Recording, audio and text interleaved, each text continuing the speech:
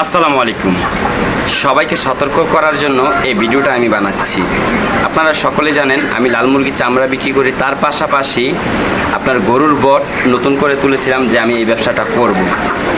তো আজকে আমার সাথে যে একটা ঘটনা ঘটলো সেটার বর্ণনা দিচ্ছি। আমি গরুর বট কিনেছি 8 কেজি 400 গ্রাম।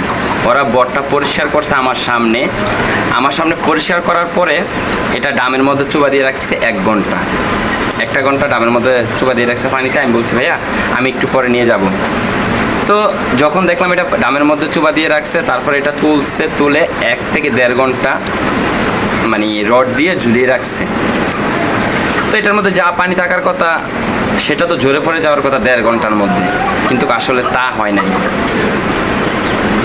আমি যখন নিছি দেখলাম যে পানি সামথিং মানে 100 গ্রাম থাকতেই পারে একটা বটের মধ্যে, বা 200 গ্রাম থাকতে পারে, কিন্তু না ভাই, দেখতেছি একটা বটের থেকে অলরেডি 800 গ্রাম কমে গেছে। আমি কিন্তু ভিডিও বানিয়ে রাখছি, ভিডিওটা দেখলে বুঝতে পারবেন। আপনারা যদি লোকাল বাজার থেকে গরুর বট কিনেন, অন্তত যেই বটটা দেখবেন যে পানির মধ্যে সুবা দিয়ে রাখছে, দয়া করে এই ধরনের বট কিনবেন না।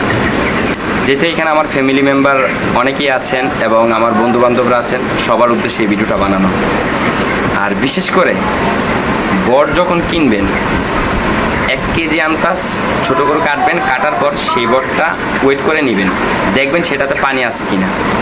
তো আজকে আমি 8 কেজি 400 গ্রাম নিচ্ছি, একটু পর মেপে দেখতেছি সেই বট হয়ে গেছে 7 কেজি 600 গ্রাম, তার মানে 800 গ্রাম কমে গেছে। বিষয়টা আমার কাছে খুবই খারাপ লাগছে যে আমি লাভ করব না হয় 100 টাকা, পার কেজিতে 10 টাকা লাভ করব। এখন দেখতেছি যে এখন আমার কেজি প্রতি চলে যাচ্ছে 20 টাকা করে। মানে কি বলবো, বলার মতো কোনো আর ভাষা জানা নেই আমার। তো সবাই গরুর বট কেনার সময় সাবধান।